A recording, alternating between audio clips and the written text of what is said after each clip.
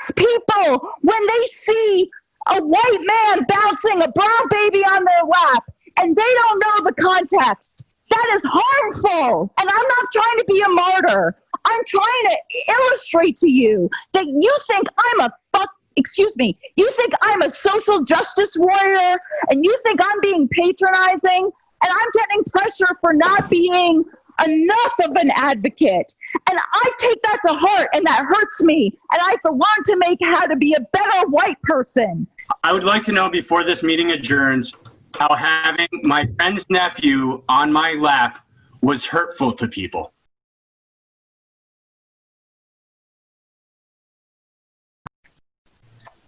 May I speak, please? Can you hear me? Yes, Tom, I can hear you. You can? Okay, thank you. Robin, I would like to directly ask you a question. You alleged racist behavior. What exactly was that racist behavior about having my friend of 5 years over my house in my living room with her daughter, who is best friends with my daughter, and her nephew? What is racist about that? So it's the distinction between individual acts of proximity to color does not mean you're not racist. Strom Thurmond what was racist about my behavior during that meeting that you just alleged? Tom, when you said my living room is integrated right now as a response to discussion of systematic racism, no, it wasn't. You had friends over. That's not integration. Integration is a system. Tom, I don't know what to tell you. I know that you believe that you did nothing wrong, but you have 100 people that told you. I am not calling you racist. I said that was racist behavior. Tom, you sue me. Did you read Ibram Kendi? Did you read How to Be an Anti-Racist? That does not make me racist for not reading that book. I'm not calling you racist. I'm saying I'm saying that was racist behavior. We are all capable of racist behavior. I am capable of racist behavior. I owned up to it in this meeting right now when I apologized to Edward for minimizing his one vote. All people are capable of racist behavior. And we should apologize when we offend people of color, when they get upset, when they say this is a harmful space, when they log out of a meeting immediately because they see white people exhibiting their power over people of color. So it's not my job to convince you. If you don't even read a book about white fragility or Ibram Kendi, I can't sit here in a working business meeting and educate you about the distinction between interpersonal racism and systemic racism. I have no right to speak. I got it. You had a premeditated agenda. You came to that meeting to rile it up. You started off by that. Then you had a smirk and a grin on your face when you pulled that child in. And then 3 minutes later, you in a joking tone said, "Oh yeah, my living room's integrated right now," in a joking tone, as if the hundreds of years of first slavery and then segregation were nothing and would go poof because you happen to have a black friend. It was so belittling. It was so snide. Perhaps you didn't intend it to be racist, and that does not matter.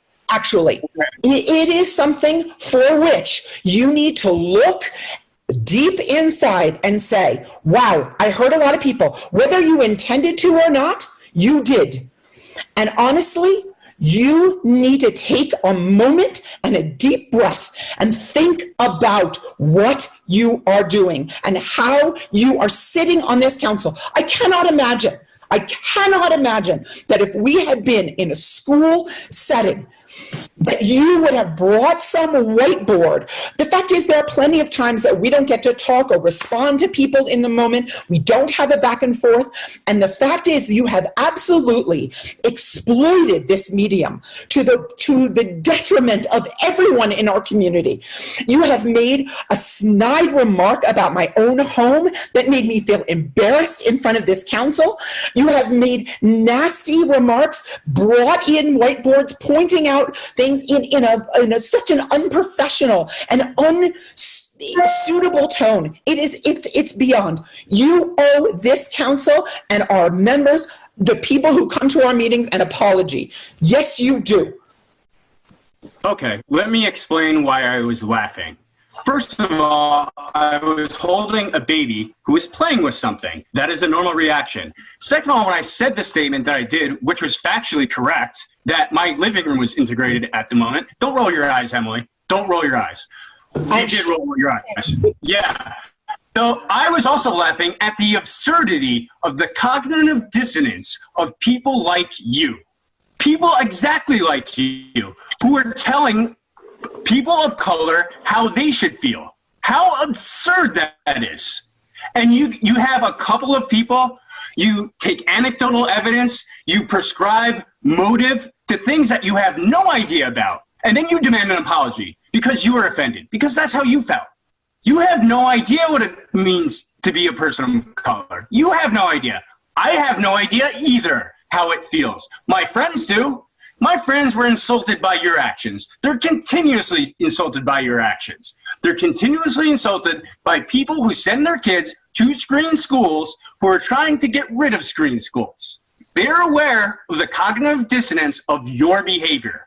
And I'm not finished because you went on and on and on and insulted me and slandered me, as well did Robin, on paper, in social media, supported letters that were factually incorrect.